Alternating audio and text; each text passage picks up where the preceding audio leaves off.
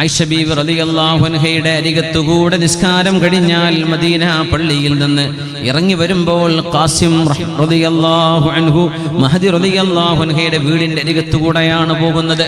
തബഈയാണ് Qasem എന്നവരെ അബ്ദഉ ബിബൈതി Ayisha റളിയല്ലാഹു അൻഹാ ഫഉസല്ലിമു അലൈഹാ, എൻ്റെ ഉമ്മയുടെ സഹോദരിയായ ആയിഷ ബീവി റളിയല്ലാഹു അൻഹയോട് ഞാൻ സലാം പറയും. ഞാൻ അങ്ങനെ ഒരു ദിവസം ചെന്ന് സലാം പറയാൻ നോക്കുമ്പോ മഹദി റളിയല്ലാഹു അൻഹ എഴുന്നേറ്റ് നിന്ന് തസ്ബീഹ് ചൊല്ലുന്നു. മഹദി പിന്നെ ഖുർആൻ ഓതുന്ന നിസ്കാരത്തിലേക്ക് പ്രവേശിക്കുന്നു, ഖുർആൻ ഓതുന്നു. ഫാത്തിഹ കഴിഞ്ഞ് ബീവി ഇങ്ങനെ ഓതുന്നത് ഞാൻ കേട്ടു. ഫമന്നല്ലാഹു അലൈനാ ووقانا عذاب السموم إنا كنا من قبل ندعوه إنه هو البر الرحيم. അതിങ്ങനെ ഓതാണ്. എന്തേലും അർത്ഥം? സ്വർഗത്തിലേക്ക് സിറാത്ത് പാലം കടന്ന് അക്കരെ എത്തിയാൽ, സിറാത്ത് പാലം നരകത്തിന്റെ മീതെ അല്ലാഹു സ്ഥാപിച്ച പാലമാണ്.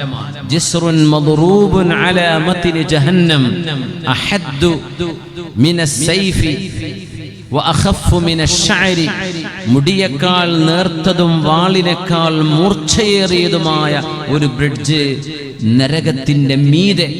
വഇമ്മിൻകും ഇല്ലാ വാരിദുഹാ, നമ്മളൊക്കെ കടന്നു പോകണം. അല്ലാഹു നമ്മെ സലാമത്തിലാക്കി തരട്ടെ. നമ്മുടെ മാതാപിതാക്കളെ, നമ്മുടെ ദീനിന്റെ സഹായികളായ നമ്മളെല്ലാവരെയും അല്ലാഹു സലാമത്തിലാക്കി തരട്ടെ. എത്ര വലിയ ഒരു ത്യാഗമാണ് റബ്ബേ. അമ്പിയാക്കന്മാരൊക്കെ പോകും, ഉമ്മത്തികൾ കിടക്കുമ്പോൾ നബിതങ്ങൾ ആ ബ്രിഡ്ജിന്റെ തലക്ക് നിൽക്കുന്നതാണ്. അവിടെ നിന്ന് പറയും അല്ലാഹുമ്മ സല്ലിം അല്ലാഹുമ്മ സല്ലിം അല്ലാഹുമ്മ സല്ലിം. പടച്ചവനെ രക്ഷപ്പെടുത്തണേ, അല്ലാഹുവേ എൻ്റെ ഉമ്മത്തിയാണ് ഈ പോകുന്ന, രക്ഷപ്പെടുത്തണേ റബ്ബേ, എൻ്റെ ഉമ്മത്തിയാണ് ഈ പോകുന്ന, രക്ഷപ്പെടുത്തണേ. അത് ഹബീബ് പറയണമെങ്കിൽ ഹബീബിന്റെ മേൽ സ്വലാത്ത് ചൊല്ലണ്ടേ. 5 നേരത്തെ നിസ്കാരം നമുക്ക് കൊണ്ടുതന്ന ഹബീബ്, ആ ഏൽപ്പിച്ചത് നമ്മൾ മുറുകെ കൊണ്ടു നടക്കണ്ടേ മുഅ്മിനെ. അല്ലാഹു നമ്മളോട് കരുണ കാണിച്ചുവല്ലോ. നരകത്തിന്റെ അദാബ് അല്ലാഹു നമുക്ക് തൊടാതെ രക്ഷപ്പെടുത്തിയല്ലോ. ഇന്നാ കുന്നാ മിൻ ഖബ്ലു നദ്ഉ, നമ്മൾ അല്ലാഹുവിനോട് ദുആ ചെയ്യുന്നവരായിരുന്നുവല്ലോ. ദുനിയാവിൽ ദുആ ഇരക്കണം, അല്ലാഹുവേ രക്ഷപ്പെടുത്തണേ. ഇന്നഹു ഹുവൽ ബർറുർ റഹീം. ഖാസിം റഹ്മത്തുള്ളാഹി അലൈഹി പറയുന്നു, ആ പാരായണം മഹദി തുടർന്നു കൊണ്ടേയിരിക്കുകയാണ്. ഞാൻ മദീനയുടെ സൂക്കിലേക്ക് പോയി എളാമയോടൊന്ന് സലാം പറയാമെന്നതാ. എളാമ ഖുർആനിലാണ്, നിസ്കാരത്തിലാണ്, അങ്ങനെ ഓതുകയാണ്, നിസ്കാരത്തിൽ നിന്നുകൊണ്ട് ഓതുകയാണ്. ഞാൻ അങ്ങാടിയിൽ പോയി തിരിച്ചു വന്നു, അപ്പോഴും ബീവി ഓതിക്കൊണ്ടിരിക്കുകയായിരുന്നു. فمن الله علينا ووقانا عذاب السموم إنا كنا من قبل ندعوه إنه هو البر الرحيم فذكر فما أنت بنعمة ربك بكاهن ولا مجنون. അത് സിദ്ദീഖ് എന്നവരുടെ മോള് ആയിഷ റളിയല്ലാഹു അൻഹ. ഇനി ഫാറൂഖ് എന്നവരുടെ മകൾ ഹഫ്സ റളിയല്ലാഹു അൻഹ ഹബീബിന്റെ ഭാര്യയാണ്. നിബിതങ്ങളുടെ ഭാര്യമാരുമായി ഒരു പിണക്കം നടന്ന കാലം, നിബിതങ്ങളുടെ ഭാര്യമാരെ അല്ലാഹുവിന്റെ റസൂൽ അവർക്ക് ഭൗതിക സാഹചര്യങ്ങൾ വേണമെന്ന ഡിമാൻഡിന്റെ മേൽ അവരെ ത്വലാഖ് ചൊല്ലി മറ്റൊരാളെ വിവാഹം ചെയ്യാൻ അനുമതി നൽകണോ എന്ന് തീരുമാനിച്ച് അവരുടെ വിഷയത്തിൽ തീരുമാനമെടുക്കാൻ പോകുമ്പോ ജിബ്രീൽ അലൈഹിസ്സലാം ഓടി വന്ന് നിബിതങ്ങളോട് പറയുന്നു, റാജിഅ ഹഫ്സ ഫഇന്നഹാ സവ്വാമത്തുൻ ഖവ്വാമ. നബിയെ, ഹഫ്സ ബീവിയെ അങ്ങ് സ്വീകരിക്കണേ, ഹഫ്സ ബീവിയെ അങ്ങ് കൈവടിയരുതേ, അവരങ്ങയുടെ ഭാര്യയായിട്ട് തന്നെ തുടരണം നബിയെ. ഫഇന്നഹാ സവ്വാമത്തുൻ ഖവ്വാമ. അവരൊരുപാട് നിസ്കരിക്കുന്നവരാണ്, ഒരുപാട് നോമ്പെടുക്കുന്നവരാണ്. ഇവരൊക്കെ ചെറിയ പ്രായക്കാരാണ്. യുവതികളാണ്, പക്ഷെ ഇബാദത്തിൽ മുമ്പിലാണ്. മുഅ്മിനത്തുകളെ, സീരിയലും സിനിമയും തീർന്നിട്ട് ഈ ലോകത്ത് മരിക്കാൻ വരെ നേരം കിട്ടൂല. യൂട്യൂബിലെ വീഡിയോ കണ്ട് തീർന്നിട്ട് മരിക്കാൻ നേരം കിട്ടൂല. നമ്മൾ അതിന്റെ പിന്നാലെ പോവല്ലേ? നമുക്ക് ചെയ്യേണ്ട ഒരുപാട് കാര്യങ്ങൾ ചെയ്യാനില്ലേ? സമയം കൊല്ലല്ലേ? മുആദത്തുൽ അദവിയ എന്നൊരു മഹദിയെ നമുക്ക് പരിചയപ്പെടാം. അത് മഹാനായ ഒരു പണ്ഡിതന്റെ ഭാര്യയാണ്. സുലത്ത് ഇബ്നു അശ്യം റളിയല്ലാഹു തആല അൻഹു താബിഇയാണ്. അവരുടെ ഭാര്യയായി ജീവിതത്തിലേക്ക് കടന്നു വരുന്ന മുആദത്തുൽ അദവിയ, റാബിഅത്തുൽ അദവിയ ബീവിയെ പരിചയപ്പെട്ടിട്ടുണ്ട് അല്ലേ? അവരുടെ മഖാം ഫലസ്തീനിലാണ് റാബിഅത്തുൽ അദവിയ റളിയല്ലാഹു അൻഹ. മസ്ജിദുൽ അഖ്സയിൽ നിന്ന് തൊട്ടപ്പുറത്ത് സൈത്തൂൻ മലയുണ്ട്, മൗണ്ട് ഒലീവ്. സൽമാൻ അൽ ഫാരിസി തങ്ങളെ സിയാറത്ത് ചെയ്താൽ ഒന്നുകൂടെ മുമ്പോട്ട് ഒരു ഇറക്കത്തിലേക്ക് ചെന്നാൽ അവിടെയാണ് റാബിഅത്തുൽ അദവിയ റളിയല്ലാഹു അൻഹ. വലിയ ഫഖീഹത്തും വലിയ ആബിദത്തുമായിരുന്ന മഹദി. അതുപോലെ അറിയപ്പെട്ട ഒരു മഹദിയാണ് മുആദ് സ്വഹാബിയുണ്ട്, മുആദ എന്ന താബിഇയത്താണ്. മുആദത്തുൽ അദവിയ റളിയല്ലാഹു അൻഹ വിവാഹം നടക്കുന്ന ദിവസമാണ്. എന്തെല്ലാം കോപ്രായങ്ങളാണ് നമ്മളൊക്കെ കാട്ടിക്കൂട്ടുന്നത് വിവാഹത്തിന്റെ തലേ ദിവസവും അതിന്റെ 2 ദിവസം മുമ്പും അന്നും ഒക്കെ. എന്തൊക്കെ ആ പരിപാടിയൊക്കെ നിന്നിക്കണല്ലേ ഇപ്പൊ അല്ലേ? നിർത്തിയില്ലേ? JCB കൊണ്ടുപോലൊക്കെ നിർത്തിയില്ല ഇപ്പൊ? മയ്യത്ത് കട്ടിൽ കൊണ്ടുപോലൊക്കെ അൽഹംദുലില്ലാഹ്. ഇനി തുടങ്ങാൻ പോവാണോ? അല്ലാഹു അലം. പാലത്തിങ്ങളൊക്കെ കഴിഞ്ഞില്ലേ? ഉണ്ടാവില്ല, അൽഹംദുലില്ലാഹ്. ഉണ്ടാവാൻ സമ്മതിക്കുകയും ചെയ്യരുത്. അതാ ഞാൻ പറയുന്നത്. ഒരു ഇബാദത്തല്ലേ, അന്ന് കോപ്രായത്തരം കാട്ടരുത്. ജീവിതത്തിലെ ബർക്കത്ത് നഷ്ടപ്പെടും. ഇന്ന് പ്രശ്നം എന്താ വെച്ചാൽ കല്യാണം നിയന്ത്രിക്കുന്ന കുട്ടികളാണ്. വീട്ടിലത്തെ വാപ്പിയും പൈസ അങ്ങനെ കൊടുക്കാന്നല്ലാണ്ട്. അപ്പൊ ആരാ ഈ പരിപാടിയൊക്കെ, ഈ നമുക്ക് പറ്റാത്ത ഈ പരിപാടിയൊക്കെ ആരാ കൊണ്ടുവന്നത്? ഭയങ്കര നിശാ നൈറ്റുകളും എന്താ പറയാ നൃത്ത സംഗീതങ്ങളും ഒക്കെ. അത് പിന്നെ കുട്ടികളെ ഓരോതല്ല, അവര് നമുക്കറിയില്ല ആര് കാരണന്മാര് പറയാം ഒരേ പൈസ കൊടുക്കണത് ആ കുട്ടികള്. എന്നാ പിന്നെ കുട്ടികൾ പൈസ കൊടുക്കട്ടെ, അവര് നടത്തുക, നമ്മള് നടത്തി കൊടുക്കുക. അപ്പൊ നമ്മളും അവരൊരുപോലെ കുറ്റക്കാരാണ്, ഒരുപോലെ കുറ്റക്കാരാണ്.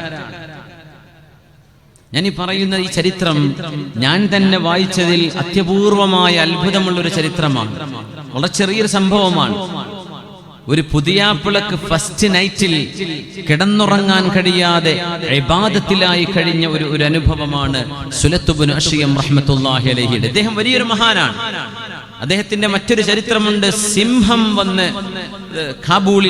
കാബൂളിൽ ഒരു ധർമ്മ സമരം നടക്കുമ്പോൾ സുലത്ത് ഇബ്നു അശ്യം റഹ്മത്തുള്ളാഹി അലൈഹി അവരുടെ മുമ്പിൽ ഒരു സിംഹം വന്നുപെട്ട ഒരു രംഗമുണ്ട്. അത് മറ്റൊരു ചരിത്രം. ഇതിലേക്ക് വരാം. മുആദത്തുൽ അദവിയ്യ റളിയല്ലാഹു അൻഹയെ വിവാഹം ചെയ്യുകയാണ് സുലത്ത് ഇബ്നു അശ്യം തങ്ങൾ. അപ്പൊ അന്ന് കുളിപ്പുരകളാണ്, അന്ന് പെയ്ഡ് ബാത്റൂമുകൾ ഉള്ള കാലമാണ്. വീട്ടിൽ കുളിപ്പുരകൾ ഉണ്ടാവില്ല. ചൂടുവെള്ളം കിട്ടണമെങ്കിൽ ചൂടുവെള്ളം കൊടുക്കുന്ന കുളിപ്പുരകളുണ്ട്. അത് നമ്മള് ഇപ്പൊ ബാംഗ്ലൂരിലൊക്കെ ഇപ്പുണ്ടോന്ന് അറിയില്ല, ബസ് ഇറങ്ങി ചെന്നാൽ കുളിക്കാൻ ഒരു ചെറിയ ചന്ദ്രിക സോപ്പും ഒരു തോർത്തും തന്നിട്ട് 10 രൂപ 20 രൂപ കൊടുത്താൽ കുളിക്കാൻ പറ്റുന്ന സംവിധാനം അല്ലെ? എപ്പോഴും ഉണ്ടാവും അല്ലേ? ബാംഗ്ലൂർക്കാരൊന്നുമില്ലേ? ഉണ്ട്. ബാത്റൂമുകൾ വാടകക്ക് പറഞ്ഞാൽ കുളിച്ചു ഇറങ്ങി കൊടുക്കണേ. പിന്നെ അങ്ങനെ സംവിധാനം അറബ് ലോകത്തുണ്ടായിരുന്നു. അപ്പോ സുലത്ത് ഇബ്നു അശ്യം തങ്ങളെ അന്ന് അത് ഒരു ഇന്നത്തെ സവാന അല്ലെങ്കിൽ സ്റ്റീം ബാത്ത് എന്നൊക്കെ പറയുന്ന സംവിധാനങ്ങൾ അന്നത്തെ രീതിയിൽ അന്നുണ്ട്. സ്റ്റീം ബാത്ത് ഉണ്ട് അവിടെ, ചുടുവെള്ളം കൊണ്ട് ആവി പിടിക്കലും ഒക്കെ ഉണ്ട്. അപ്പൊ ഇതിനൊക്കെ ഇച്ചിരി എക്സ്പെൻസീവ് ആണ്. അതൊക്കെ കൂടുതൽ ഉണ്ടായിരുന്നത് ഷാമിലാണ്, ഡമസ്കസിലായിരുന്നു, ഫലസ്തീനിലായിരുന്നു. പക്ഷേ മദീനയുടെ പരിസരങ്ങളിൽ ഒക്കെ ഒരൽപ്പമെങ്കിലും അല്പം വളരെ ചെറിയ രീതിയിൽ കണ്ടിട്ടുണ്ട്. കൂടുതൽ അങ്ങ് നോർത്ത് വെസ്റ്റിലായിരുന്നു കൂടുതൽ ഉണ്ടായിരുന്നത്. ഇരിക്കട്ടെ, സുലത്ത് ഇബ്നു അശ്യം തങ്ങളെ മഹാനവറുകളുടെ സഹോദരപുത്രൻ നമുക്ക് നല്ലൊരു ഫ്രഷ് കുളിച്ച് പുതിയാപ്പിളായി പോവല്ലേ, മഹാനവറുകളെ കുളിപ്പിക്കാൻ കൊണ്ടുപോയി. അദ്ദേഹം ഒരു ആബിദാണ്, ചെറുപ്പക്കാരനാണ്, ഭയങ്കര ഇബാദത്താണ്. അപ്പോ അവിടെ ചെന്ന് നോക്കുമ്പോ തിളച്ച വെള്ളമാണ്. ചുടുവെള്ളം വീട്ടിലുണ്ടാക്കാൻ കഴിയില്ല. ആ വെള്ളം മിക്സ് ചെയ്തിട്ടാണ് കുളിക്കുക. അപ്പൊ നല്ല ആവിയും ചൂടുമൊക്കെ കിട്ടുന്ന ഒരു, അന്നൊക്കെ തണുപ്പ് നാടാണ്. ഷാമൊക്കെ തണുപ്പുള്ള നാടാണ്. ഈ സമയത്തൊക്കെ അവിടെ നല്ല മഞ്ഞ് പെയ്യുന്നുണ്ടോ എന്ന് സംശയമുണ്ട്. ഇപ്പോഴൊക്കെ ജോർഡാനിലൊക്കെ നല്ല തണുപ്പാണ്, നല്ല തണുപ്പാണ്. ഒരു യൂറോപ്പിന്റെ അക്കരെ മെഡിറ്ററേനിയൻ കടലല്ലേ ഫലസ്തീന്റെ പരിസരത്ത്. മെഡിറ്ററേനിയൻ കടന്നാൽ സൈപ്രസിന്റെ അപ്പുറത്ത് ഇറ്റലിയും ഫ്രാൻസും ജർമ്മനിയും ഒക്കെ കിടക്കുകയാണ്. അപ്പോ ഒരു യൂറോപ്പിന്റെ ഒരു കാലാവസ്ഥയുടെ ടച്ച് വരും അങ്ങ് ലെബനോൻ, സിറിയയുടെ ഭാഗങ്ങളിലൊക്കെ, ജോർഡാനിലൊക്കെ നല്ല തണുപ്പാണ്. ഇപ്പൊ നല്ല തണുപ്പുള്ള സമയമാണ്. ഇരിക്കട്ടെ, മഹാനായ സുലത്ത് ഇബ്നു അശീം തങ്ങള് അതിലേക്കണ്ട് കയറിയപ്പോൾ മഹാന് ഖബറും പരലോകത്തിന്റെ പേടിയും വേദനയും ഹിസാബും ഒക്കെ ഓർമ്മ വന്നു. റബ്ബേ, ഈ തിളച്ച വെള്ളം നരകവാസികൾക്ക് കുടിക്കാൻ കൊടുക്കുന്ന തിളച്ച വെള്ളമല്ല റബ്ബേ.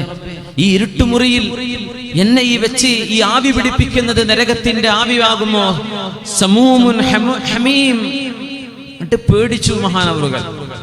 അങ്ങനെ കല്യാണത്തിന്റെ ആ വൈകുന്നേരമാണ്. കുളിയൊക്കെ കഴിഞ്ഞ് പുതിയ പെണ്ണിന്റെ അരികത്തേക്ക് മുആദത്തുൽ അദവിയ്യ റളിയല്ലാഹു തആല അൻഹയുടെ അരികത്തേക്ക് പുതിയാപ്പിളയെ ആനയിച്ചു. അസ്സലാമു അലൈക്കും എന്ന് പറഞ്ഞു. മഹാനവറുകൾ നേരെ മുസല്ല വിരിച്ചു. അല്ലാഹു അക്ബർ. നമസ്കാരത്തിലേക്ക് പ്രവേശിച്ചു. അപ്പൊ പുതിയണ്ണ് പിന്നെ എന്താ ഇപ്പൊ എന്റെ ഭർത്താവിന്റെ കഥ എന്ന് പറഞ്ഞിരുന്നില്ല. അവരും പോയി wudu എടുത്തു, മുസല്ല വിരിച്ചു. അല്ലാഹു അക്ബർ. രണ്ടാളും സലാം വീട്ടി. അപ്പൊ അടുത്ത റക്അത്ത് നിസ്കരിക്കാൻ തോന്നി. ഒരു റക്അത്ത് രണ്ടും കൂടെ കഴിയട്ടെ. പുതിയണ്ണ് അപ്പുറത്തുണ്ട്, പുതിയാപ്പിള ഇവിടെ ഉണ്ട്. രണ്ടാളും നിർത്തണോ നിർത്തണ്ടേ? സുബ്ഹാനല്ലാഹ്. നേരം വെളുക്കുന്നവരെ നിസ്കരിച്ചു. അതിൽ ജ്യേഷ്ഠന്റെ മകൻ വന്ന് ചീത്ത പറഞ്ഞു, ഇങ്ങനെ പുതിയാപ്പിള ചെയ്യല്, നേരം വെളുക്കുന്നവരെ നിസ്കരിക്കാനാ പോയി കല്യാണം കഴിച്ചു കൊടുത്തത്? നിങ്ങളൊന്ന് വർത്തമാനം അറിഞ്ഞിരിക്കേണ്ട, ഒന്ന് പരിചയപ്പെടേണ്ട ദിവസമല്ലേ ഇത്? എന്ത് പരിപാടിയാണ്? അപ്പൊ പറഞ്ഞു, സഹോദര, ദക്കർതനിൽ ആഖിറ, പരലോകം നീ എനിക്ക് ഓർമ്മപ്പെടുത്തി, ഞാൻ ഇതിൽ പേടിച്ചുപോയി. ഇങ്ങനൊരു സംഭവം ചരിത്രത്തിൽ അത്യപൂർവമാണ്. അത് സുലത്ത് ഇബ്നു അശീം റഹ്മത്തുള്ളാഹി അലൈഹിയിൽ സംഭവിച്ചൊരു അത്ഭുതമാണ്. അവരുടെ ഭാര്യയും അങ്ങനെ തന്നെയാണ്, മുആദത്തുൽ അദവിയ്യ റളിയല്ലാഹു തആല അൻഹ.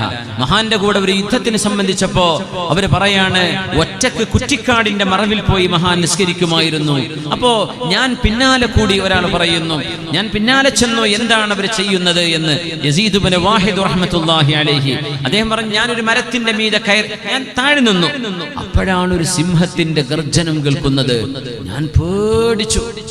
ഞാനങ്ങ് മരത്തിന്റെ മീതെ കയറി. എല്ലാവരും ഉറങ്ങാണ്, സൈന്യം.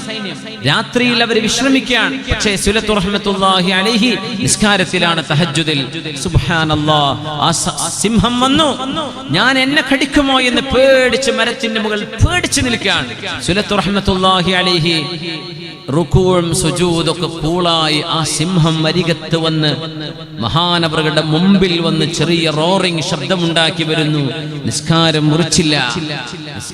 മുറിച്ചില്ല. റബ്ബേ, സലാം വീട്ടുന്നവരെ ആ സിംഹം അരികത്ത് ഇങ്ങനെ ചാരിങ്ങനെ നിന്നിങ്ങനെ പോയി.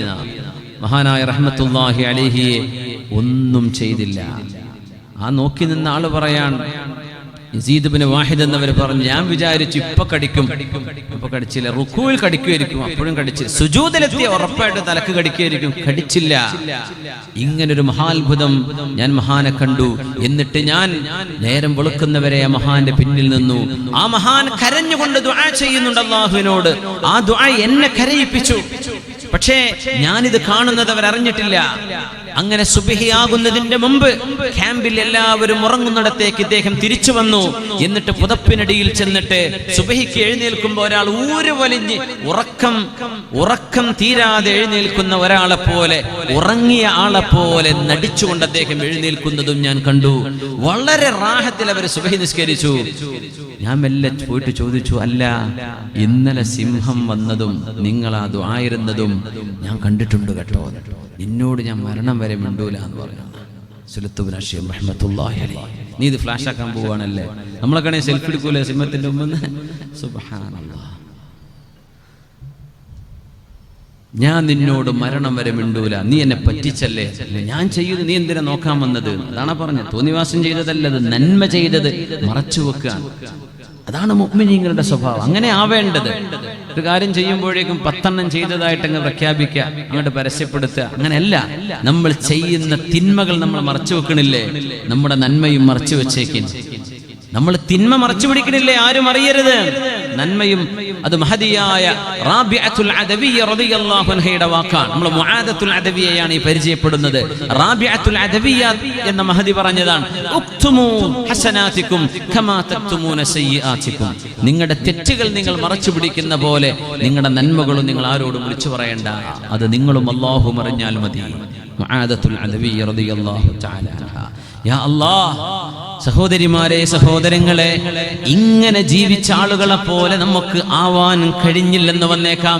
എന്നാലും ഇങ്ങനെയൊക്കെ ഉണ്ട് ഈ ജീവിതം ഇത്രമേൽ സാർത്ഥമാക്കിയെടുക്കാം, അർത്ഥമുള്ളതാക്കി എടുക്കാൻ കഴിയുമെന്നെങ്കിലും നമ്മളൊന്ന് ആലോചിക്കേണ്ടേ.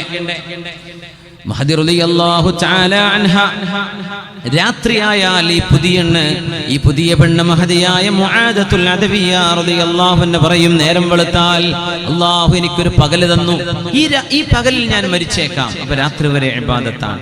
രാത്രി അബ്ബേ ഈ ഉറക്കത്തിൽ ഞാൻ മരിച്ചാലോ, അപ്പോഴും ഇബാദത്താണ്. അറിയാതെ ഉറങ്ങിപ്പോകുന്ന ഉറക്കമൊഴികെ മഹാനായ സാബിത്തുൽ ബുനാനി റഹ്മത്തുള്ളാഹി അലൈഹി അവരുടെ ഭർത്താവ് സുലത്ത് ബിൻ അശീം തങ്ങളും അവരുടെ മോനും ഷഹീദായ വിവരം മഹദി റളിയല്ലാഹു തആല അൻഹയെ അറിയിക്കുകയാണ്. ആ രംഗം സാബിത്തുൽ ബുനാനി തങ്ങൾ റിപ്പോർട്ട് ചെയ്യുന്നുണ്ട്.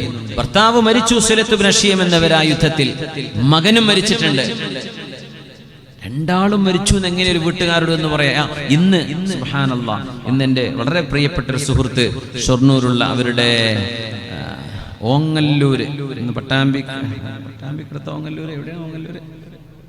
ചെർപ്പളശ്ശേരി അടുത്ത് അല്ലേ, ഓങ്ങല്ലൂരിൽ അദ്ദേഹത്തിന്റെ എൻ്റെ സുഹൃത്ത് അബൂബക്കർ സഹാജിയുണ്ട്. അദ്ദേഹത്തിന്റെ ജ്യേഷ്ഠൻ ഇന്ന് വൈകുന്നേരം ഉച്ചക്ക് മരണപ്പെട്ടു. അദ്ദേഹത്തിന്റെ മകൻ ഇന്നലെ മരണപ്പെട്ടു. മകൻ മരണപ്പെട്ടത് വാപ്പയെ അറിയിക്കാൻ കഴിയാത്ത വിധം അദ്ദേഹം രോഗാവസ്ഥയിൽ ഒരു കോമാ സ്റ്റേജിൽ കിടക്കുകയാണ്. അദ്ദേഹത്തോട് പറഞ്ഞ് 10 മിനിറ്റിനകം അദ്ദേഹവും മരിച്ചു, വാപ്പയും മകൻ മരിച്ചു എന്ന് പറഞ്ഞു കൊടുത്തതാണ്. അപ്പോഴേക്കും വാപ്പയും അസുഖമായി മകൻ ബ്ലഡ് ക്യാൻസർ ആയിട്ട് 2 മാസം ചികിത്സയിലായിരുന്നു. അല്ലാഹു, ഒരാൾ ഉമ്മർ കുട്ടി, മകൻ വാപ്പ അഹമ്മദ് കുട്ടി എന്നാണ് എൻ്റെ ഓർമ്മ ശരിയാണെങ്കിൽ. 2 പേർക്കും അല്ലാഹു നീ പുറത്തു കൊടുക്കണേ തമ്പുരാനെ, സലാമത്ത് കൊടുക്കണേ തമ്പുരാനെ. മരിച്ചു എന്ന വിവരം അറിയിക്കുമ്പോൾ മനസ്സിൽ താങ്ങാൻ കഴിയില്ലല്ലോ, അങ്ങനെയല്ലേ?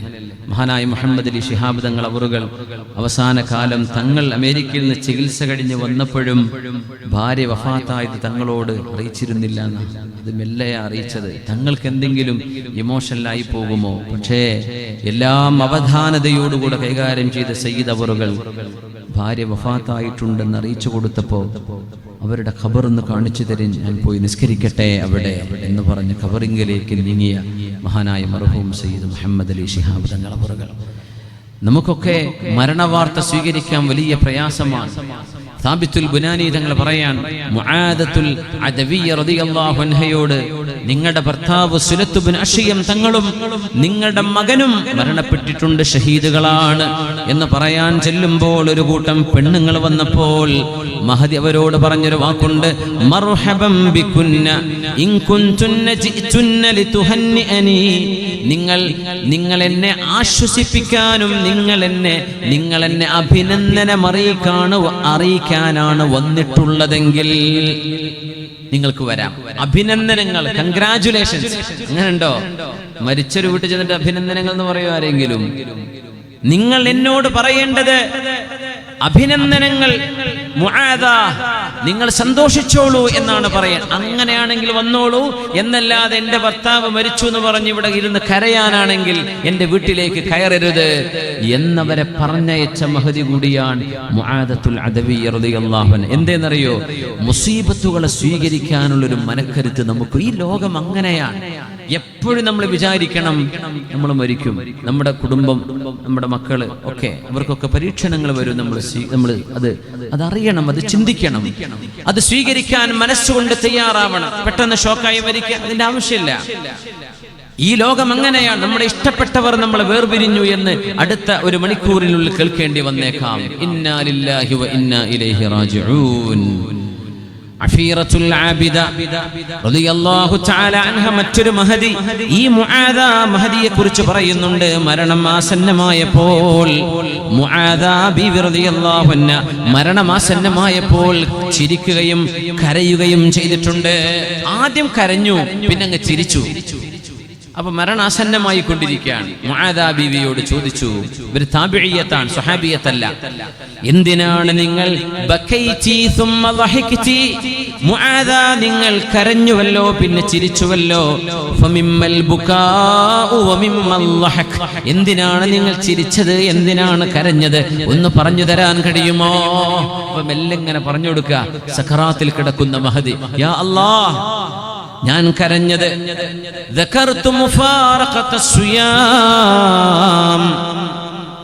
ഈ ലോകത്തോട് വിട പറയുമ്പോൾ ഇനി നോമ്പെടുക്കാൻ കഴിയില്ലല്ലോ എന്ന് ഞാൻ ഓർത്തുപോയി, നിസ്കരിക്കാൻ കഴിയില്ലല്ലോ എന്ന് ഓർത്തുപോവുകയാണ്. അപ്പോഴെനിക്ക് സങ്കടം തോന്നി. എന്നോടൊരാൾ പറഞ്ഞു, രാത്രിയാവാൻ കൊതിയാണിപ്പോ, തഹജ്ജുദ് നിസ്കരിക്കാലോ എന്ന് വിചാരിച്ചിട്ട് രാത്രിയാവാൻ കൊതിയൂറി നടക്കുകയാണ്. അതൊക്കെ ഒരു വലിയ ഈമാനിന്റെ വാക്കാണ്. അള്ളാഹു നമുക്കൊക്കെ ആ ആനന്ദം നൽകി അള്ളാഹു അനുഗ്രഹിക്കട്ടെ. രാത്രിയാവാൻ കൊതിച്ച് പകല് മുഴുവൻ രാത്രിയുണ്ടല്ലോ, എനിക്ക് അള്ളാഹുവിനോടൊന്ന് തുറന്ന് സംസാരിക്കണം, എനിക്ക് റബ്ബിന്റെ മുമ്പിൽ എന്റെ വിഷയം രാത്രി വരുന്നുണ്ടല്ലോ, അൽഹംദുലില്ലാഹ്. എന്താണ് പറയണത് മുഅ്മിനെ? ഒരു തലശ്ശേരിയുള്ള ഒരാളാണ് പറഞ്ഞത്, യാ അല്ലാഹ്, നമുക്കൊക്കെ അള്ളാഹു ഈമാൻ നൽകട്ടെ. എന്താണ് പറയുന്നതൊക്കെ? സത്യസന്ധമായിട്ട് പറയാം, വേറൊന്നും കിട്ടാനൊന്നുമില്ലല്ലോ, ആരും അറിയിക്കാനൊന്നും അല്ലല്ലോ. അത് തഹജ്ജുദിനൊരു ആനന്ദം വരുന്നു. ഞാൻ കരഞ്ഞത് ഇനി അള്ളാഹുവിന് സുബ്ഹാനല്ലാഹ് പറയാൻ എന്റെ നാവ് കൊണ്ട് കഴിയില്ലല്ലോ. മരിക്കല്ലേ, സ്വലാത്തിന്റെ മജ്ലിസിൽ ഇനി ഇരിക്കാൻ കഴിയില്ലല്ലോ. അതുകൊണ്ടാണ് ഞാൻ കരയാൻ തുടങ്ങിയത്, കൊണ്ടാണ് ഞാൻ കരഞ്ഞത്. പിന്നെ ഞാൻ ചിരിക്കാൻ കാരണം, ഇന്നി നളർതു ഇലാ അബി സുഹ്ബാ, ഞാൻ മരിക്കാൻ പോകുന്ന ഈ നേരത്ത് എന്റെ ഭർത്താവ് അബു സുഹ്ബാ, അതായത് സുലത്ത് ബിൻ അശ്യം റഹ്മത്തുള്ളാഹി അലൈഹി, സുഹ്ബാഇന്റെ ഉപ്പ, എനിക്ക് അബു സുഹ്ബാഇനെ കാണാൻ കഴിഞ്ഞു. മരിക്കുമ്പോൾ അങ്ങനെ കാണാൻ കഴിയുന്ന, മരിച്ചു കഴിഞ്ഞാൽ അതിലേറെ കാണും. മലക്കുകളെ മരിക്കാൻ പോകുന്ന ഒരാൾ കാണുന്ന, മരിച്ചാൽ അതിലേറെ കാണും. മുൻകർ നക്കീർ അലൈഹിസ്സലാമിനെ കാണൂലേ? ജനാസ അനുഗമിക്കുമ്പോൾ മലക്കുകളെ കാണും മയ്യിത്ത്. പരിശുദ്ധ നബി തങ്ങൾ പറഞ്ഞു സ്വല്ലല്ലാഹു അലൈഹി വസല്ലം, മരണം ശരിക്കങ്ങ് ദേഹത്തിൽ കയറി തുടങ്ങിയാൽ കാണാത്ത ലോകങ്ങൾ കാണും. അത് വിഭ്രാന്തിയല്ല, മാനസിക അവസ്ഥ നിലതെറ്റലൊന്നും അല്ല. അത് നബി തങ്ങൾ പറഞ്ഞു, മനുഷ്യന് കാണാൻ കഴിയും, നിങ്ങൾക്ക് കാണാൻ കഴിയും, നിഷേധിക്കുന്നതൊക്കെ കണ്ണുകൊണ്ട് കാണാൻ കഴിയും. അബു സുഹ്ബാഇനെ ഞാൻ കണ്ടു.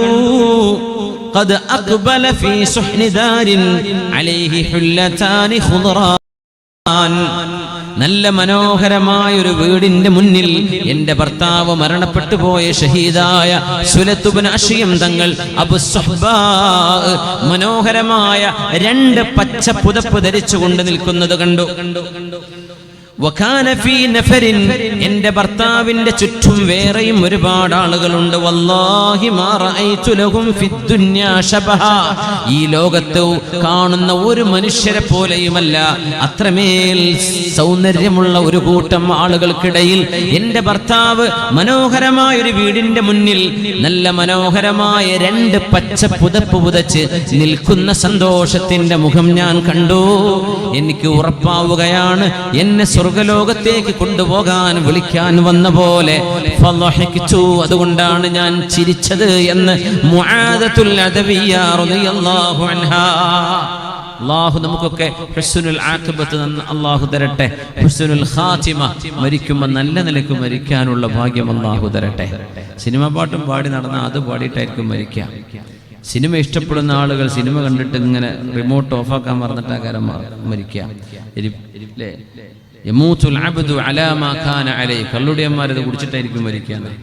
വ്യഭിചാരികൾ വ്യഭിചരിച്ച് ഇങ്ങനെ കിടക്കുന്ന ജനാപത്ത് പോലും കുടിച്ചിട്ടുണ്ടാവില്ല, അപ്പോഴായിരിക്കും മരിക്കുക. അള്ളാഹു കാത്ത് രക്ഷിക്കട്ടെ. തിന്മ ചെയ്യുന്നവർ, സ്ഥിരം കൊണ്ടു നടക്കുന്നവർ ആ തിന്മയിലായിട്ടാണ് മരിക്കുക. സജ്ജനങ്ങൾ നന്മ ചെയ്യുന്നവർ ആ നന്മയിലായിട്ടാണ് മരിക്കുക. എങ്ങനെ മരിച്ചുവോ അങ്ങനെയാണ് അള്ളാഹുവിന്റെ അടുത്തേക്ക് പുനർജന്മം നൽകപ്പെടുന്നത്. നാളെ അങ്ങനെ ആടിങ്ങനെ വരുന്ന ആൾക്കാരുണ്ടാവും, 4 കാലിൽ ദുന്യാവിൽ കള്ളുടിച്ച് മരിച്ചതാണ്, വരാൻ കാണാൻ കഴിയും. എങ്ങനെ ഇവിടെ മരിച്ചു അങ്ങനെയാണ് പുനർജന്മം അള്ളാഹു നൽകുന്നത്. മഅദല്ലാഹ്, അള്ളാഹു സ്വാലിഹീങ്ങൾക്ക് നൽകുന്ന പുനർജന്മം അള്ളാഹു നമുക്കും നൽകട്ടെ. ആമീൻ യാ റബ്ബൽ ആലമീൻ. മഹദി റളിയല്ലാഹു തആല അൻഹ ജീവിക്കാൻ ഇഷ്ടപ്പെടുന്ന നേരത്തെ മഹദി ജീവിതത്തിന്റെ ആനന്ദം ഏത് വഴിയിലൂടെയാണെന്ന് പറഞ്ഞു. എന്റെ ഭർത്താവ് ഷഹീദാണ്, സുലത്ത് ബിൻ അഷ്യം എന്നിവർ ലോകത്തോട് വിട പറഞ്ഞതിൽ പിന്നെ മഹദി റളിയല്ലാഹു അൻഹു ഒരു തലയണ വെച്ച് ഉറങ്ങിയിട്ടില്ലത്രേ. മകളോട് പറഞ്ഞു, അത് മുലകുടി ബന്ധമുള്ള ഒരു മോളാണ്, അവരോട് പറഞ്ഞു, മോളെ വല്ലാഹി യാ ബുനയ്യ, എന്റെ മോളെ, എന്റെ ഭർത്താവിന്റെ മരണശേഷം ഞാൻ ജീവിക്കാൻ ഇഷ്ടപ്പെടുന്നത് നല്ല ഭക്ഷണം കഴിക്കാനോ അല്ലെങ്കിൽ ഇവിടെ ആസ്വദിക്കാനോ അല്ല, പക്ഷേ ഞാൻ ജീവിക്കാൻ ഇനി ഇഷ്ടപ്പെടുന്നത് അല്ലാഹുവിലേക്ക് വസീലകളിലൂടെ അല്ലാഹുവിലേക്ക് അടുക്കാനാണ്. ജീവിച്ചിരിക്കുമ്പോഴല്ലേ നന്മ ചെയ്യാൻ കഴിയുകയുള്ളൂ. ലഅല്ലഹു യജ്മഉനി വബൈന അബിസ്സുഹ്ബ വവലദിഹി ഫിൽ ജന്ന, നാളെ സ്വർഗ്ഗത്തിൽ അബുസ്സുഹ്ബന്റെ കൂടെ എൻ്റെ മകന്റെ കൂടെ സ്വർഗ്ഗത്തിൽ ഒരുമിച്ച് കൂടാൻ ഞാനൊന്ന് അധ്വാനിക്കണ്ടേ, അതിനാണ് ഞാൻ വരുന്നത്, അതിനാ ഞാൻ ഇനി ജീവിക്കുന്നത്. മരിച്ചത് പുഞ്ചിരിച്ചുകൊണ്ട്. ഉമ്മമാരെ, നമ്മുടെ മക്കളൊക്കെ മദ്രസയിലേക്കെങ്കിലും ഒരു നല്ല രീതിയിൽ പറഞ്ഞയച്ച് അവർക്കൊരു സന്തോഷം വരുന്ന രീതിയിൽ അവരെ ഒരുക്കി കൊടുത്ത്. ഒരു കുട്ടി ഇങ്ങനെ മദ്രസക്ക് റബീഉൽ അവ്വലിന് പ്രസംഗിക്കുന്ന ഒരു പ്രസംഗം കണ്ടല്ലോ, ഉമ്മമാരൊന്നും രാവിലെ ഭക്ഷണം ഉണ്ടാക്കി കൊടുക്കണില്ല, ഇവർക്ക് അടുക്കള മുമ്പ് സമരത്തിന് ഇറങ്ങാൻ പോവുക എന്നൊക്കെ പറഞ്ഞിട്ട് വളരെ അല്ലേ, എന്തൊരു നല്ലൊരു പവർഫുൾ സ്പീച്ചാണത്.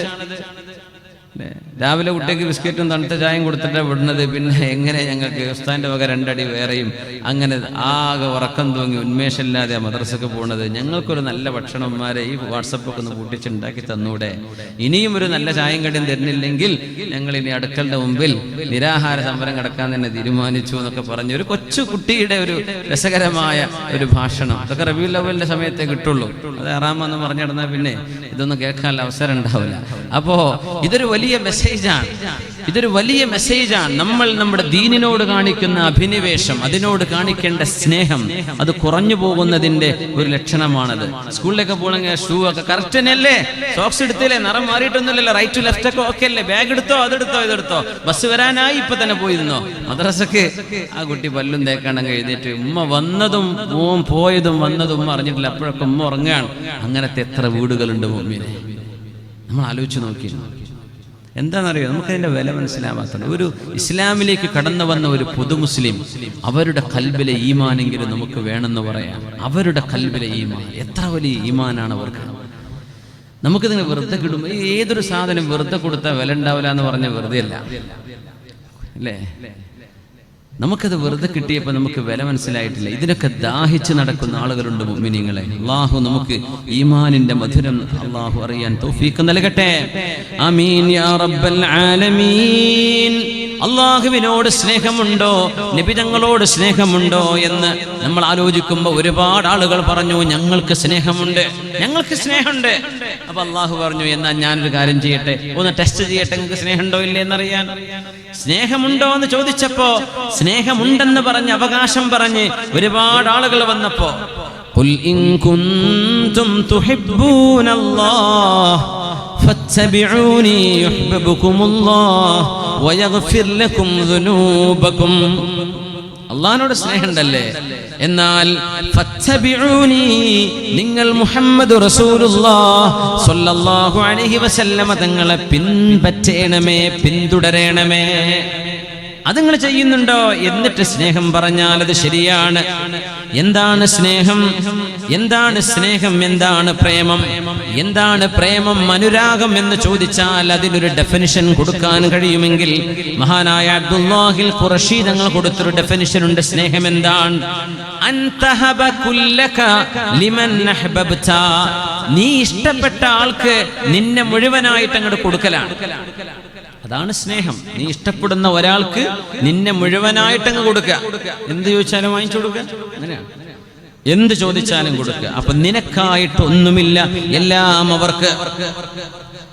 അതുകൊണ്ടാണ് അവര് പറഞ്ഞത് മഹബ്ബത്ത് എന്ന് പറഞ്ഞാൽ ഈഥാറുൽ മഹ്ബൂബി അലാ ജമീഇൽ മസ്ഹൂബ്, നമ്മുടെ കയ്യിലുള്ള മുഴുവതിനേക്കാളും നമ്മുടെ പ്രേമഭാജനമാണ് വലുത് എന്ന് വിചാരിക്കലാണ്.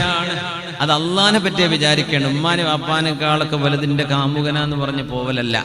ഇതൊക്കെ കടുത്ത നീതി നിഷേധവും നന്ദികേടുമാണ് മിനിമം പറഞ്ഞാൽ. ഏതോ 2 ചെറുപ്പക്കാർ ചെറിയ വീഡിയോ ശ്രദ്ധയിൽപ്പെട്ടു.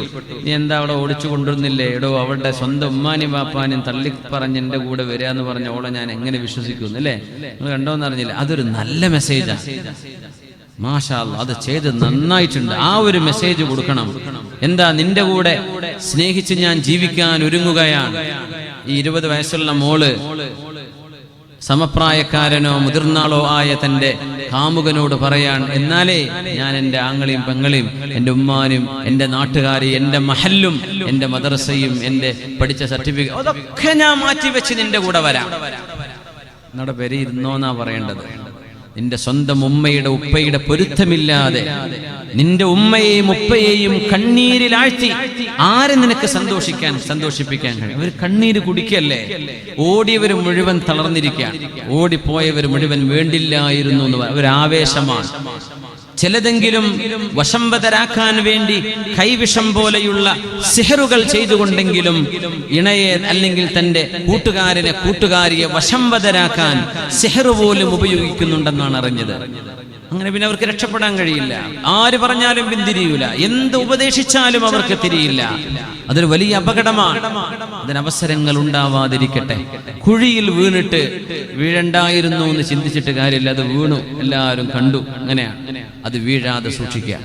അതുകൊണ്ട് സ്നേഹം അള്ളാഹു നൽകിയ വഴികളിലൂടെ ആവട്ടെ, അത് അനധികൃതമായ വഴികളിലൂടെ പോവാതിരിക്കട്ടെ. അങ്ങനെ തന്നെ നമ്മൾ ചിന്തിക്കണം. മഹാനായ അബൂബക്കർ അൽ-ഖത്താനി റഹ്മത്തുള്ളാഹി അലൈഹി സ്നേഹത്തിന്റെ ഒരു ഡെഫിനിഷൻ നൽകി മക്കയിലെ ഹറമിൽ നടന്ന ഒരു ചർച്ചയിൽ. മക്കയിൽ ഒരു ഹജ്ജിന്റെ സമയം മഹാന്മാരായ ആളുകൾ കൂടിയിരുന്ന് ഹറമിൽ ഒരു ചർച്ച നടക്കുകയാണ്. ഹറമിലെ ചർച്ച ഭയങ്കര രസകരമായ ചർച്ച. ജുനൈദുൽ ബഗ്ദാദി റഹ്മത്തുള്ളാഹി അലൈഹി അന്നൊരു ചെറിയ കുട്ടിയാണ്. അപ്പോ ഹറമിലുള്ള ചർച്ചയാണ്. നമ്മൾ ചർച്ച ചെയ്യുമ്പോൾ ഇവിടുന്ന് അൽബേ കിട്ടുക, KFC ഇവിടെ കിട്ടുക എന്നൊക്കെ. ഹറമിൽ ചെന്നിട്ട് സുബ്ഹാനല്ലാഹ്, അവിടെ നിന്നെങ്കിലും വല്ല കാരക്കും വെള്ളം കുടിച്ച് ജീവിച്ചാൽ പോരെ. എന്നിട്ട് നിസ്കാരത്തിന് സഫിൽ ബാക്കിലാണ്, അൽബേക്കിന്റെ മുമ്പിൽ ആ ക്യൂലൊക്കെ പോയി ഇങ്ങനെ നിൽക്കുകയാണ്. സുബ്ഹാനല്ലാഹ്, ചിക്കൻ തിന്നാൻ വേണ്ടിയിട്ട് ഹറമ് പോയതാ, ഉംറക്ക് കായും കൊടുത്തിട്ട്. ആ വിലപ്പെട്ട സമയം ഹറമിൽ ഇഅ്തികാഫിലിരുന്ന് ഒന്ന് ഖുർആൻ ഓതി അല്ലാഹുവിനോടൊന്ന് തൗബ ചെയ്ത് എന്നൊന്ന് കഴുകിത്താ റബ്ബേ. സ്വാലിഹീങ്ങളും ആബിദീങ്ങളും അല്ലാഹുവിന്റെ ഔലിയാക്കന്മാരും ഹാദിറാകുന്ന സ്ഥലമാണത്. 2 ഹറമുകൾ.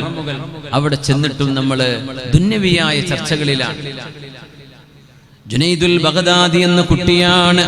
മഹാനായ അബൂബക്കറുൽ ഖത്താനി റഹ്മത്തുള്ളാഹി അലൈഹി പറയുന്നു, അവിടെ കൂടിയ മശായിഖന്മാർ എന്താണ് സ്നേഹം, എന്താണ് പ്രേമം? അല്ലാഹുവിലുള്ള സ്നേഹം, അല്ലാഹുവിലുള്ള സ്നേഹം.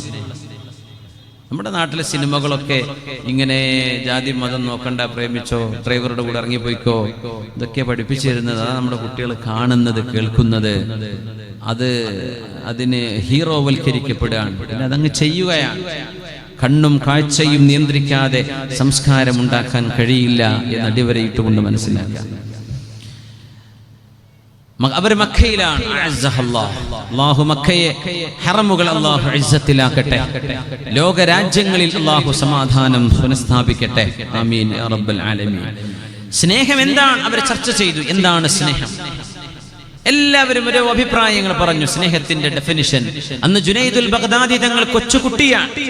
അവർ ചോദിച്ചു, ജുനൈദ്, നിങ്ങൾക്ക് എന്ത് പറയാനുണ്ട്? മഹാനവറുകൾ ഇറാഖിൽ നിന്ന് വന്ന ആളാണ്. ഇറാഖുകാരനെ നിങ്ങളുടെ കൈകളിലുള്ളത് എന്താണ്? ഒന്ന് തരൂ. Junaid, speak out. നിങ്ങളൊന്ന് പറയും, എന്താണ് സ്നേഹം എന്ന് പറയൂ. മഹാനവറുകൾ തല താഴ്ത്തി, കണ്ണുകൾ നനഞ്ഞു, എന്നിട്ട് തലയുയർത്തി. എന്താണ് സ്നേഹം എന്ന് പറയൂ എന്നാ പറഞ്ഞത്. തല താഴ്ത്തി, കണ്ണുകൾ നനഞ്ഞു, പിന്നെ കണ്ണുയർത്തിയപ്പോൾ ആ കണ്ണുകളിൽ വെള്ളമുണ്ട്. എന്നിട്ട് പറഞ്ഞു, ആരാണ് സ്നേഹിക്കുന്ന ആളെന്നറിയുമോ? അബ്ദുൻ ദാഹിബുൻ അൻ നഫ്സിഹി മുത്തസിലും ബിദിക്രി റബ്ബി. ഇതാണ് പ്രേമം. ഇത് നമ്മൾ ശരിക്കും മനസ്സിലാക്കുക. ഈ പ്രേമമാണെങ്കിൽ നമുക്ക് നാളെ രക്ഷപ്പെടാം. സ്നേഹമെന്നത് സ്നേഹിക്കുന്ന ഒരാൾ സ്വന്തം ശരീരത്തിൽ നിന്ന് ഓടിപ്പോകുന്ന ഒരാൾ, മുത്തസിലും ബിദിക്രി റബ്ബിഹി, തന്റെ റബ്ബിന്റെ സ്മരണയിൽ എപ്പോഴും ബന്ധപ്പെട്ടിരിക്കുന്ന ഒരാൾ, സ്വന്തത്തിൽ നിന്ന് ഓടുകയും സൃഷ്ടാവിൽ അഭയം പ്രാപിക്കുകയും ചെയ്യുന്ന ഒരാൾ, ഖായിമുൻ ബിഅദാഇ ഹഖൂഖിഹി, ആ ഒരുത്തൻ എന്തൊക്കെ ചെയ്യാൻ പറഞ്ഞോ അത് നിർവഹിക്കുന്നവൻ, നാദിറുൻ ഇലൈഹി ബിഖൽബിഹി, ആ രക്ഷിതാവിനെ കണ്ണുകൊണ്ട് നോക്കാൻ കഴിയുന്നവൻ, ഫഇൻ തകല്ലമ ഫബില്ലാഹ്, അവൻ സംസാരിക്കുന്നത് അല്ലാഹുവിനെ കുറിച്ചാണ്, വഇൻ നതഖ ഫഅനില്ലാഹ്, അവൻ വാചാലനാകുന്നത് അല്ലാഹുവിനെ കുറിച്ചാണ്, വഇൻ തഹറക ഫബി അംരില്ലാഹ്, അവൻ വാഹനമെടുക്കുന്നത് നടക്കുന്നത് ഓടുന്നത് അല്ലാഹുവിന്റെ വഴിയിലാണ്, വഇൻ സകന ഫമഅല്ലാഹ്, അവൻ അടങ്ങിയിരിക്കുമ്പോഴും അവൻ അല്ലാഹുവിന്റെ കൂടെയാണ്, ഫഹുവ ബില്ലാഹ്, അവൻ അല്ലാഹുവിനോടൊപ്പം, വലില്ലാഹ്, അല്ലാഹുവിന് വേണ്ടി, വമഅല്ലാഹ്, അല്ലാഹുവിന്റെ കൂടെ. ഇതങ്ങ് പറഞ്ഞപ്പോൾ ഹജ്ജിന് വന്ന മക്കായിലെ സദസ്സിൽ ഒരുമിച്ച് കൂടിയ എല്ലാ മശായിഖന്മാരായ പണ്ഡിതന്മാരും അവിടെ കൂട്ടക്കരച്ചിലാണുണ്ടായത്. സ്നേഹത്തിന് ഇത്ര മനോഹരമായൊരു നിർവചനം കൊച്ചുപ്രായത്തിൽ നൽകിയ ജുനൈദുൽ ബഗ്ദാദി റഹ്മത്തുള്ളാഹി അലൈഹി. ഇതിലൊന്നും ഇനി കൂട്ടാനില്ല. സ്നേഹം വായ കൊണ്ട് പറയലല്ല, അത് നിർവഹിച്ചു കാണിക്കലാണ്. സുബ്ഹി നിസ്കരിക്കാത്ത ഒരാൾക്ക് അല്ലാഹുവിനോട് സ്നേഹമുണ്ടെന്ന് എങ്ങനെ പറയാൻ കഴിയും? നിസ്കാരം ഖളാഅക്കുന്ന ഒരാൾക്ക് അല്ലാഹുവിനെ ഇഷ്ടമുണ്ടെന്ന് എങ്ങനെ പറയാൻ കഴിയും? പറഞ്ഞ നേരത്ത് നമ്മൾ വന്നില്ലല്ലോ, അല്ലാഹ് പറഞ്ഞ നേരത്ത് നമ്മൾ അത് നിർവഹിച്ചില്ലല്ലോ. സ്വന്തം മാതാപിതാക്കളോട് പിണങ്ങുന്ന മക്കൾക്ക് അല്ലാഹുവിനോട് സ്നേഹമുണ്ടെന്ന് എങ്ങനെ പറയാൻ കഴിയും? ഉമ്മയും വാപ്പയും സ്വഭാവങ്ങൾ മോശക്കാരായിക്കോട്ടെ, നിനക്കുണ്ടാവുമല്ലോ, പെർഫെക്റ്റ് മാതാപിതാക്കളൊന്നും ഉണ്ടാവില്ല. മാതാപിതാക്കളും ചിലപ്പോൾ അവരുടെ സ്വഭാവത്തിലൊക്കെ മോശം ഉണ്ടാവും. എന്നാലും എന്റെ ഉമ്മയാണ് ഉപ്പയാണ്, അവരോട് നല്ല നിലക്ക് പെരുമാറാൻ അല്ലാഹ് പറഞ്ഞു അല്ലേ? നിസ്കരിക്കാൻ പറഞ്ഞില്ലേ? ഉമ്മയും വാപ്പി നന്നായി നിസ്കരിച്ചാൽ മതി എന്നാണോ? അല്ല, അവരെന്തോ ആകട്ടെ, നമുക്ക് നിസ്കരിക്കണം. അതുപോലെ ഉമ്മയോട് വാപ്പയോട് നന്മ ചെയ്യണം. അവർ എങ്ങനെ ആയിക്കോട്ടെ, അവർ നമുക്ക് ഉമ്മയാണ് ഉപ്പയാണ്. ഇങ്ങോട്ട് ദുൽമ ചെയ്യുന്ന ഉമ്മയും വാപ്പി ഉണ്ടാവും. സ്വന്തം മക്കളിൽ വേർതിരിക്കുന്ന ഉമ്മമാരുണ്ട്. ഒരു മോളെ വല്ലാത്ത ഇഷ്ടം, മോനെ തീരെ കണ്ടൂടാ, എന്താ ചെയ്യാ? ഒരു മോന്റെ കുട്ടിനെ തീരെ കണ്ടൂടാ, മോളെ കുട്ടിനെ വല്ലാത്ത സ്നേഹം, അല്ലെ തിരിച്ചും മറിച്ചും ഉണ്ടാവും. മോന്റെ കുട്ടിനെ മാത്രം മതി, മോളെ കുട്ടിനെ കണ്ടുകൂടാ. ഇങ്ങനെയൊന്നും ചെയ്യരുത് ഉമ്മാരെ. നിങ്ങളല്ലേ സ്നേഹം കൊടുക്കേണ്ടത്. ഉപ്പമാരെ, നിങ്ങളുടെ സ്നേഹം മക്കൾക്ക് കിട്ടിയാൽ മതി വരുമോ? എത്ര പ്രായമാണെങ്കിലും എൻ്റെ ഉമ്മയുടെ സ്നേഹം എനിക്ക് വേണം, എൻ്റെ മക്കളോട്, എൻ്റെ ഭാര്യയോട്, എന്നോട് എന്ന് ആഗ്രഹിക്കാത്തവരാരാ ഉള്ളത്? അതാരും പിശുക്കല്ലേ, വേർതിരിച്ച് കാണിക്കല്ലേ. അങ്ങനെയാണ് ഉമ്മമാരത് ചെയ്യരുത്, വേർതിരിച്ച് കാണിക്കരുത്. എല്ലാവരെയും ഒരു കണ്ണുകൊണ്ട് കാണണം. മക്കളെ, മക്കളോട് നന്മ ചെയ്യണം, നീതി ചെയ്യണമെന്ന് പഠിപ്പിച്ച മതമാണ് ഇസ്ലാം.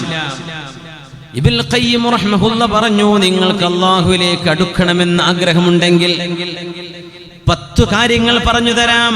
ആദ്യത്തേത് ഖിറാഅത്തുൽ ഖുർആനി ബിത്തദബ്ബുർ, അല്ലാഹുവിന്റെ വചനങ്ങൾ അർത്ഥമറിഞ്ഞുകൊണ്ടൊന്ന് പഠിക്കാൻ സമയം കണ്ടെത്തണം. ഓതിയാൽ കൂലിയാണ്, അർത്ഥമറിയാതെ ഓതിയാലും അല്ലാഹു കൂലി തരും. അർത്ഥമറിയാതെ ഓതിയാലും കൂലിയുണ്ട്, അറിഞ്ഞോതിയാലോ ഒരുപാട് കൂലിയാണ്. ഖുർആൻ പഠിക്കണം, ഓതണം. വാട്സപ്പൊക്കെ എന്ത് ചെയ്യുക, ഒന്ന് പൂട്ടി വെക്കുക. ഇശാ മഗ്രിബിന്റെ ഇടയിലെങ്കിലും ഒന്ന് പൂട്ടി വെച്ചിട്ട് ആ സൂറത്തുൽ വാഖിഅയും ദുഹാനും യാസീനും സജ്ദയും അദ്കാറുകളും ഒക്കെ ഓതിയ എന്ത് റാഹത്തുള്ള ജീവിതമായിരിക്കും. നിങ്ങളൊന്ന് ആലോചിച്ച് നോക്കി. നിങ്ങൾ ആ നേരത്തെ പാട്ട് കേട്ടു, ശരി, പിറ്റേന്ന് ഖുർആൻ ഓതി നോക്കിയതിന്റെ സ്ഥാനത്ത് ഭയങ്കര വ്യത്യാസം കാണാൻ കഴിയും. ഖുർആൻ ഓതുന്ന മനസ്സിന് സന്തോഷം വരും, ദിക്ർ ചൊല്ലുമ്പോൾ മനസ്സിന് ആനന്ദം വരും. അത് നിർത്തി നോക്കി പെടക്കല് വരും കൽബിന്. ഇങ്ങനെ നിങ്ങൾക്ക് വരുന്നില്ലേ, അടിയന്തരമായി ചികിത്സിക്കണം. എന്തോ തകരാറുകളുടെ ബോഡിക്കുണ്ടെന്ന്. അങ്ങനെയാണ്. അലാ ബിദിക്രില്ലാഹി തത്മഇന്നുൽ ഖുലൂബ്, മനസ്സിന്റെ സമാധാനം അല്ലാഹുവിനെ ഓർക്കുന്നത് കൊണ്ട് മാത്രമാണ്. അലാ ബിദിക്രില്ലാഹ്.